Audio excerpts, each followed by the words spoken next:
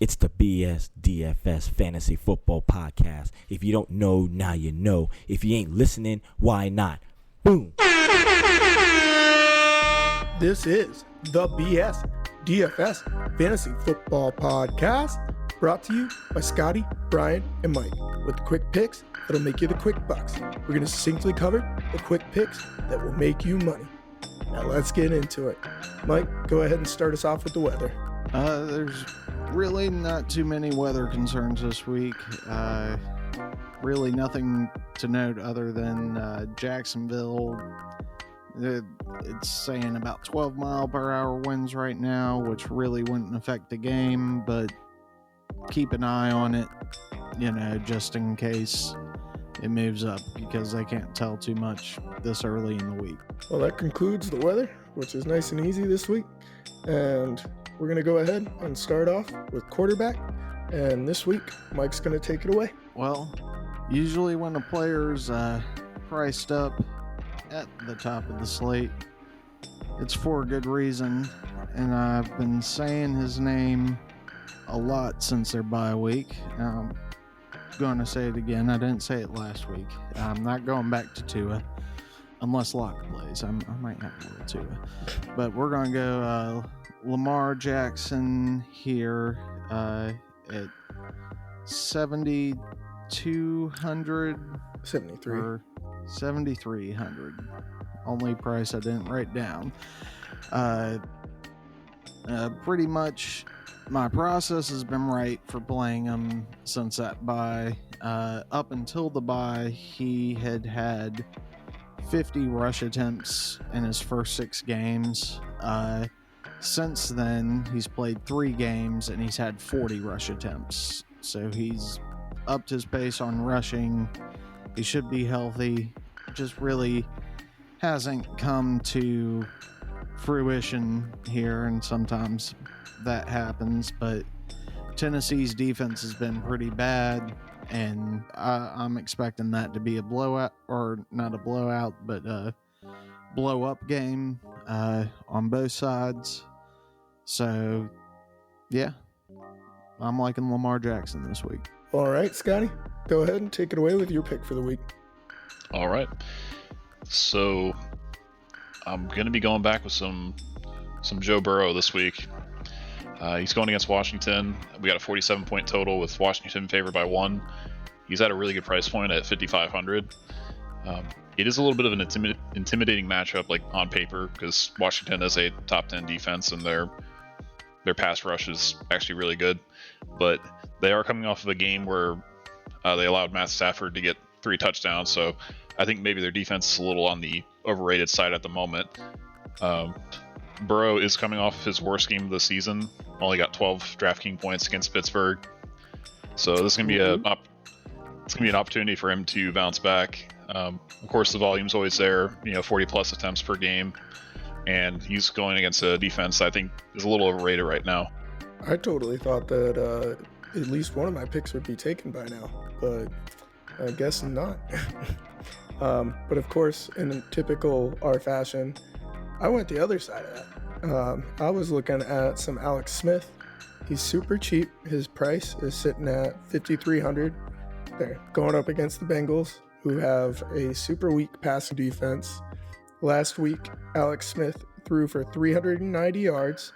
The only thing is he's allergic to touchdowns. The past 2 weeks as a starter, he's thrown for 300 plus yards and then almost got 400 yards last week.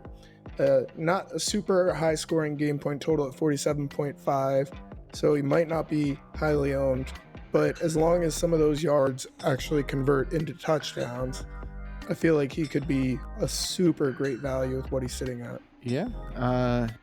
Alex Smith was actually going to be my sneaky pick of the week, so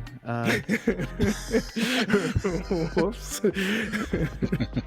Didn't mean to steal that away. I'll have to jump to something else, but past 2 weeks over 300 yards, and touchdowns are something that are pretty hard to predict and are more variance than anything, so he should have some regression to the mean for actually getting some.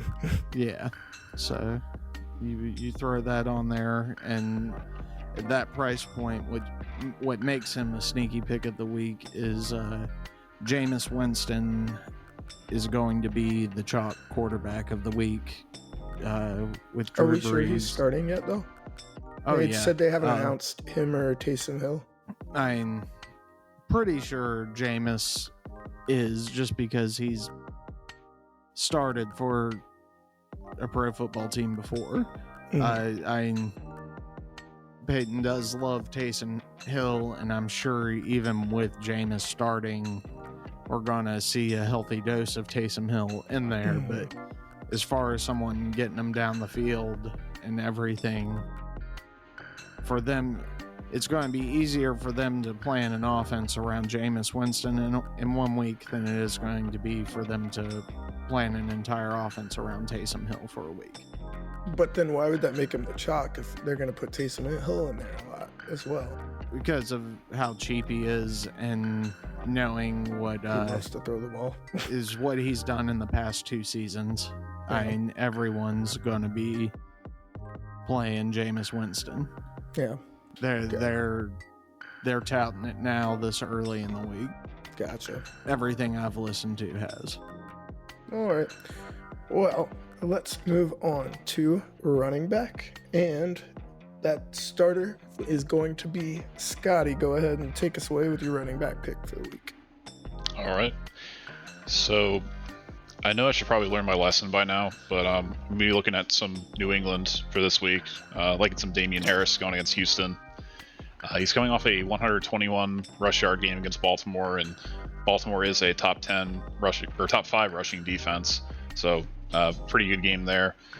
He's sitting at 5,700, not too expensive, and we got a game total of 48 points with New England favored by 2. He's going against a Houston team that is last against the rush in the DVOA rankings, so it's a really good matchup for him. And he's just been starting to trend in the right direction. 5.5 yards per carry. He's definitely been blowing up recently. He hasn't gotten into the end zone much. How the team works and how to actually make everything work. So do see a little bit on that side. Are they sure he's good and healthy? Because I saw he's got the questionable tag on there. Yeah, he practiced it. He was a limited participant today. Gotcha. I think he was questionable last week, and he ended up playing. Gotcha. Yeah. I mean, they definitely figured out what to do to get that team to win. But I just always worry about New England's backfield. Well, as of right now, he is the most successful back there. Yeah. Or at least the most proven. Mm-hmm. Yeah, he also athletically is profiling as the best of the 3, given Burkhead's age. But he's definitely good. The only thing I might be concerned about is I'm not sure if it's going to be this week, but if it is, Michelle is slated to come back at some time soon, and that would be the only role that would be in question, just because he's kind of taken on that Sony Michel role since Michelle's been gone. All right. Well, the pick that I was leaning on was some DeAndre Swift from Detroit. He's sitting at $6,400 for a running back 1. He averages about 5 catches a game, so that'll add some points to his numbers. Carolina is 30th against the run, and they may be going up against the backup QB, either that or an injured Bridgewater who's got his knee banged up, and quite possibly also having Detroit's backup and Chase Daniels giving even extra of a reason to lean more on the running game in that game. So I definitely think DeAndre Swift, after seeing what he's been doing lately, would be a very good opportunity there to score a lot of points. He just got off of a 25-point game, and at that price, I mean, he's pretty much worth it if he gets over 20. Yeah, I'm definitely liking some Swift. Finally, Patricia is using the best player at one position, so can't say much for all. Hawkinson. Yeah. You've got another instance of him having a prime matchup against tight ends, and we're just not going to get him the ball. So. Yep. Somehow he's got a head coaching role. Yeah, it helps working in New England. But Great Bill Belichick. Showed him the way. All right, Mike, what about your running back pick? I'm going to go on the other side of the New England game. I'm going to go back to Duke Johnson, who underperformed last week, and you'd think that the wins would, set up perfect scenarios for running backs, but Cleveland does have a good run defense, and pretty much having that win allowed them to not put as much focus on Will Fuller and Brandon Cooks and really stack the box against Duke Johnson. So it kind of only got them, about 5 fantasy points. I will say some of the highlights from that game from Duke Johnson were some of the best 5 fantasy points I've ever seen. But I'm going to go back to him this week where there shouldn't be those weather conditions, and they lean more on running if they have the good conditions, or more on passing if they have the good conditions. Patriots are going to be more worried about defending Cooks and Fuller. Yep. I think that's a good observation. Does anybody want to cover another one real quick? This really isn't a pick, but more of something with Winston or possibly Taysom Hill starting. Is Kamara really worth it? Because he's up 1,000 from last week.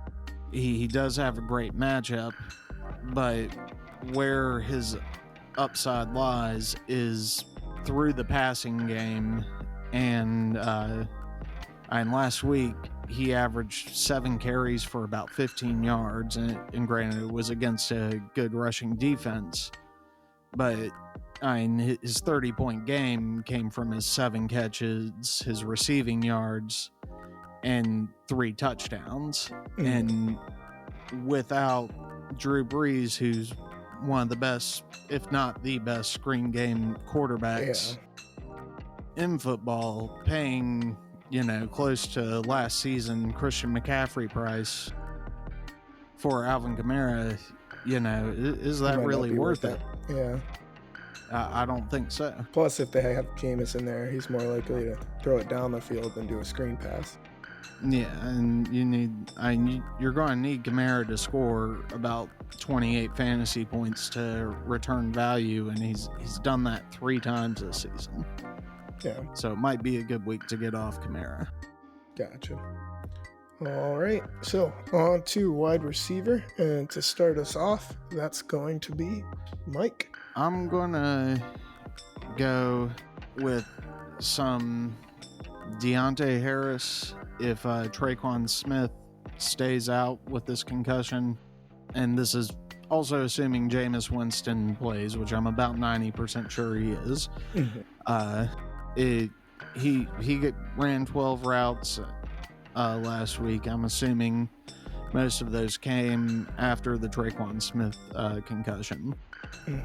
So likely to get more looks if Traquan Smith is out, and he's 3,200, and he's probably been one of the receivers practicing with Jameis Winston, during these second string practices where, the second team practices over there while the first team, Sanders, Smith, and Thomas, are on the field. Yeah. And also Marquez Callaway at 3,000 for that matter, because he'll probably be a mix of the two. Yeah, I mean, I definitely think anybody that's going to run cheaper routes is going to be who's going to be targeted if Winston plays. So can't disagree with that. And if you play Jameis, you're going to have to find some ways to be different, and that'll be a way to be different. Yeah. So, All right. So one that I'm not sure if you guys are going to agree with this, but I'm thinking some Juju Smith-Schuster.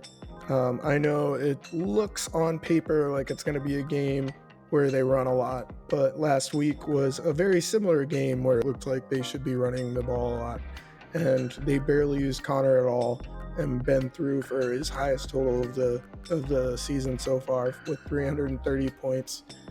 They pretty much any receiver out of the main three with him, Claypool, and Washington, I'm going to be looking at. They were all able to break 20 plus points. I don't think it would be outrageous to do a double stack if you can fit them in there price wise with two of the three receivers in this game. Again, I know it looks like it should be a pretty easy game script for Connor in there, but at the same time, it looked like it last week, and they were able to put up numbers, and Ben's got the hot hand. So I'm hoping that they just kind of keep it going and keep that hot hand going. Yeah, I actually had some notes on Smith-Schuster myself. It just seems like for whatever reason, they just don't want to give the ball to Connor. He hasn't really been doing a whole lot recently. I think he's been averaging under 3 yards a carry over the last 3. Yeah. So, and on top of it, the other running backs have just kind of disappeared. right. McDonald has barely touched the ball, and then Samuels has been borderline injured. Yeah, and there's a lot of people, or there's a big narrative going that the NFL has started to incorporate more analytics into play calling, which analytics would say that teams have been starting to try and run the clock out a little too early, and they need to keep passing the ball. Yeah. Just to, stay more aggressive, especially, seeing what's happened to Atlanta quite a few times. More than any other team in history. So that could be part of it, and Tomlin could be on the forefront of that. Yeah. All right, Scotty, your pick. All right, so going to go with some Brandon Cooks this week going against New England. He's sitting at 5,200. He's coming off a terrible game against Cleveland, but then again, everybody had a terrible game against Cleveland just with that crazy weather. So I think people might be a little bit off of him. New England is currently 30th against the pass in the DVOA rankings, and we got a pretty high game total at 48 points. I like him a little bit more than Fuller this week because Fuller should be drawing the matchup against Gilmore, so I think Cooks is in a position to take a bigger role this week and have a good game. I 100% agree with that. I mean, whoever the best weapon is going to be who Bill Belichick shuts down, and that's definitely Fuller. Right. So, anybody want to cover another pick? I'll just say Amari Cooper is priced all the way down to 5,400, and he is an alpha receiver, cheap against a pretty bad offense, or a pretty bad defense. So in the last game that Dalton started and played all the way through, Cooper got 10 targets. So that's cheap for a really good receiver getting 10 targets in that matchup. I mean, I was just worried because, Dalton hasn't really done too much when he's been up there. He hasn't thrown for too many yards. So I guess if Amari Cooper can get his, it doesn't really matter at the end of the day. Cooper just can a little get bit worried his. about that. Yeah, Cooper can get his, and while we've seen, not the best play from Dalton so far, we have seen him in past seasons be fantasy relevant with AJ Green, and then who's that? AJ Green in his prime. Okay, you can knock on AJ Green now, but you cannot deny that when AJ Green was in his prime, he was a beast. He was wide receiver virtually unstoppable. Oh. Yeah, and that was with Andy Dalton throwing to him. And now he's throwing to 3 receivers who are all arguably alphas in their own manner.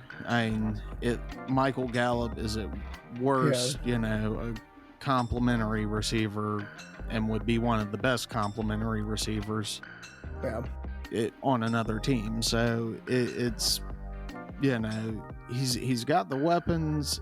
It's not that tough a matchup, and Dalton's been able to do it before. Yeah. The O-line isn't that great, but the strength of Dalton is him being able to get the ball out quick. Yeah. I think that's going to favor Cooper, and I'm 5,400. That's pretty cheap. All right, on to tight end, and I'll go ahead and start us off with that. And the first guy I want to go over is Austin Hooper, Philadelphia. As much as I hate to tell you, Scotty, I'm going to pick on your team, but Philadelphia is one of the worst against tight ends. Hooper is sitting at 3,900, which is pretty cheap as a tight end. He had been out for 3 weeks with appendicitis. At the beginning of the season, he was seeing anywhere from 4 to 10 targets a game before his surgery. He came back last week. I think a lot of people might be like, oh, well, maybe he's still dealing with the injury, but, he only had 2 targets. But the weather, like we've mentioned before, was very brutal. And, they had that very lackluster score of 10-7. So I think a lot of people might be overlooking him for the wrong reasons when it was actually the weather, not necessarily that he's still injured, coming back from that appendicitis. So it should be a good chance for him to have a big bounce back game. Well, that was my sneaky pick of the week. Well, I'm 2 for 2, guys. So, sorry. Mike's turn. It's okay. I already got my next sneaky pick lined up. And unless we cover a 4th tight end, it's probably not going to get taken here. Hopefully. Who knows? I might eat those words in a few minutes, Scotty. But I don't have a tight end for my sneaky pick, so. No, Mike. Well, I think I go first on sneaky pick. So if I can just make it through this tight end round, we'll be fine. All right, go ahead. I'm going to go with some Dallas Goedert here, 3,800. He's priced cheaper than last week, and he's with a better matchup. We know he's coming off that ankle fracture, but last week he had a 96.7% snap share, which to me signifies that he's pretty much at full health. It was just a bad game last week. Wentz is really the only question. Is he going to show up and play? And one of the things is they're kind of trying to keep him in the pocket, and that's not the strength of his game. So hopefully they figure that out and let him roll out a little bit more and can get Goddard the ball, because we've seen, when he's significantly target, he's better than just about any other tight end in the league or equal to. Yeah. All right, Scotty. All right. So I'm going to go with some Jared Cook this week going against Atlanta. We've touched this matchup. We've touched on this matchup before, but it is a high point total. Atlanta is giving up the most fantasy points to tight ends currently. Or I know they're at least in the top 3. And I think he's going to be a little under the radar just because he is coming off of a goose egg game. And then the week before he only had 4 points. But both of those games, New Orleans didn't really need to throw much.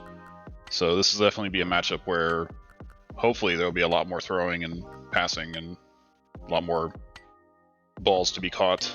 Yep. But yep, I can't make any disagreements with that. So on to defense, and today Scotty will start us off with his defensive pick. Well, like I said, week after week, it's just getting harder and harder to pinpoint a great defense. There's not really any free spaces anymore. But I'm going to pay up a little bit. I do like the Vikings going against Dallas. I know Dalton's coming back, which kind of hurts a little bit, but pretty much we've got a top 10 defense going against a bottom 5 offense, so they seem like a pretty safe bet this week. Yeah. And they're favored by 7. I had them in my notes, so I don't disagree with that at all. Dalton still has a potential to fail, so definitely worth a shot there. Okay. All right. Mike, your defense? I'm going to scrape the bottom of the barrel here and play some Falcons defense at 2,300, assuming Jameis Winston is playing because he is a turnover machine. And if you're going to go a cheap defense, I'm playing against someone who's known to turn the ball over a lot in a game where there should be a lot of passing. So that meets all the criteria, and Falcons haven't been great against the pass by any means, but they have made some plays here and there along the season, and it's definitely possible one can be taken back to the house, and for 2,300, that's really all you need in a game like this. Wow. I totally didn't expect this team to still be on the list after you guys had your picks, but I am going all the way with some Dolphins. I mean, Dolphins are sitting at 3,400. They're not super pricey for a defense. It's the lowest game point total of the week at 45.5. The defense is looking pretty strong throughout the year. They've basically made it so they just need Tua Kalua, or however you pronounce his name, to just be decent. And they might be going up possibly against the backup quarterback.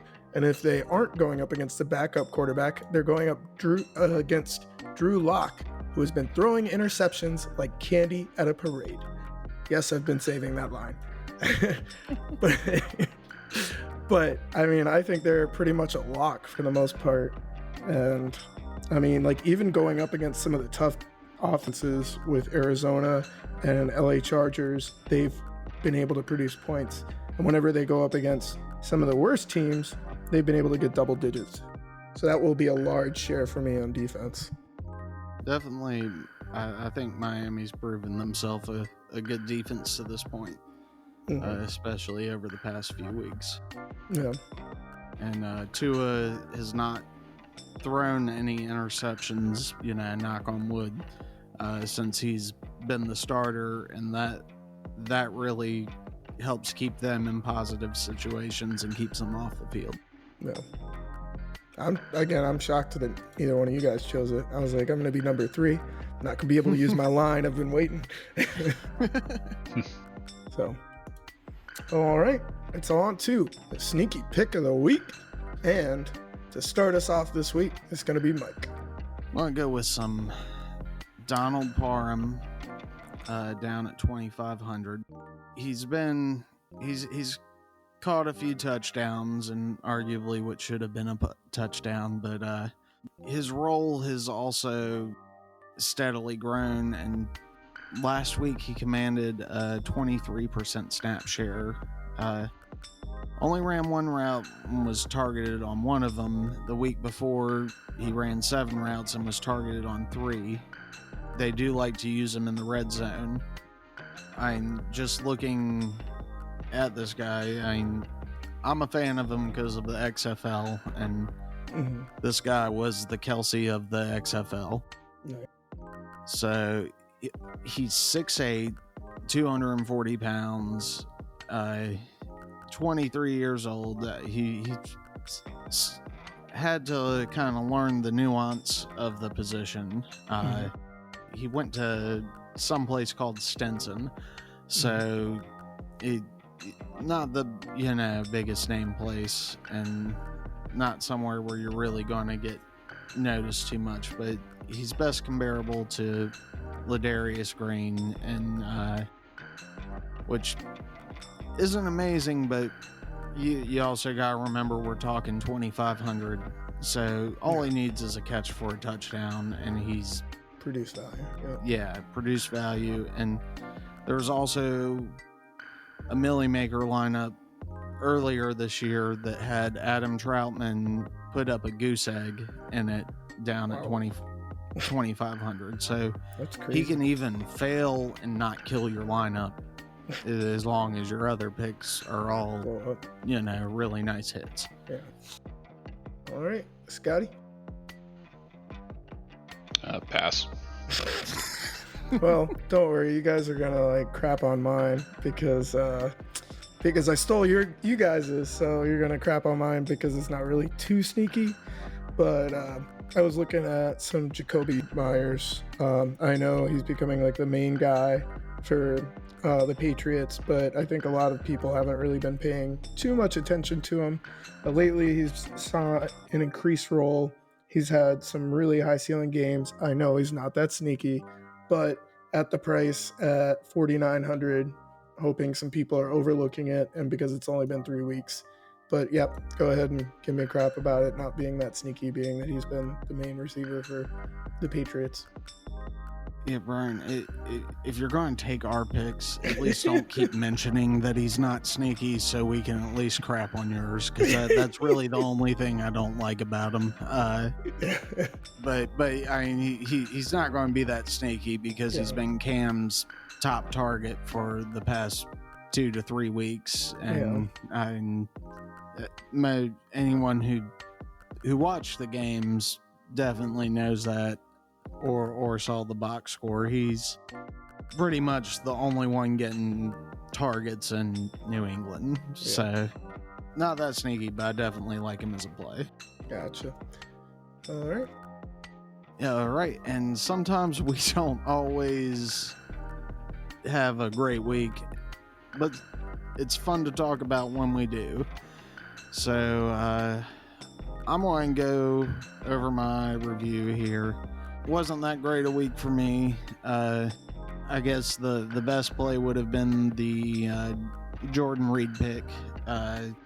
From how he was priced, he returned sort of right at value with 11.2 points. Tua was kind of helped out by his defense at the beginning of the game. He didn't really have to push the ball too much, so he only got about 15, and unless he's put in a situation where he's got to be more aggressive, he's really not going to be that great a play. So I might get back on him if we can get some tougher matchups for him. It might be one of those situations that's when you need to target him, or he just might not be playable. Still don't know. It's only about 3 games in with him. But yeah, everyone else were either hurt by their weather situation, and McKinnon couldn't really do it in a tough matchup. So, and then the QBs messed up Rager and Hamler. Yeah, Brian, you want to tell us about yours? It was not the most fun week. I had to make my money on flash drafts. I targeted Watson and Cooks, and just like you mentioned before, they were kind of brutalized by the weather.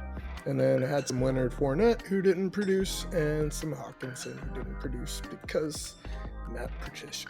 So, yep. Yeah, for last week, I guess my best pick would have been the Saints defense. They got 14 points at 3,000, but that wasn't really like that big of a call out.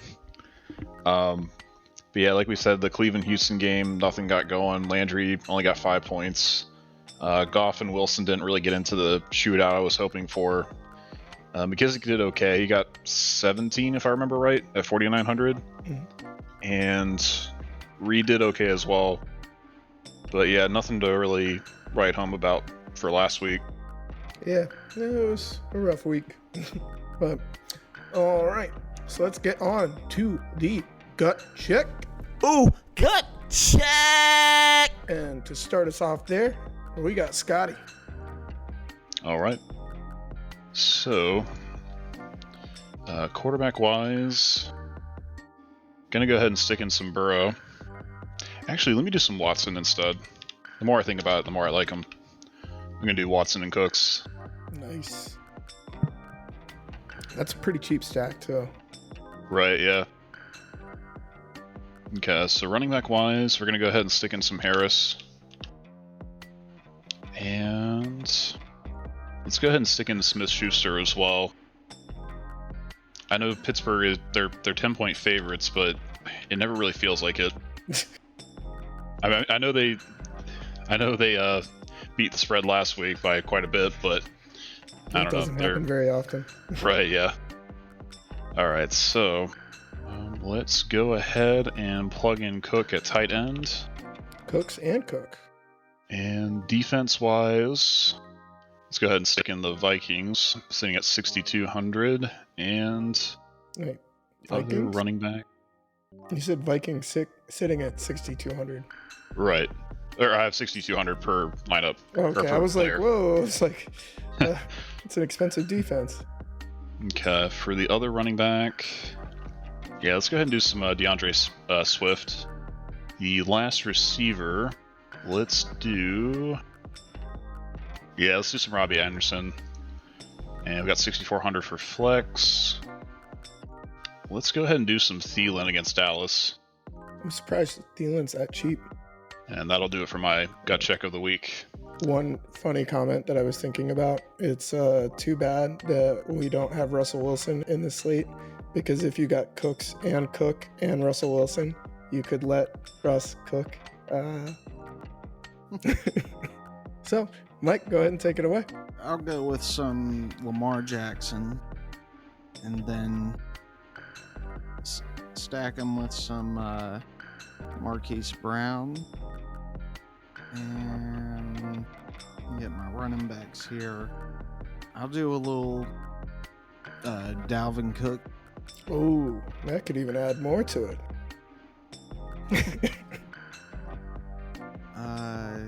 I'll do some DeAndre Swift. Let me throw in some Amari Cooper there. Make a little secondary stack. Skinny stack is what they like. Could you to call explain it. that? It's just Oh, go on the other side.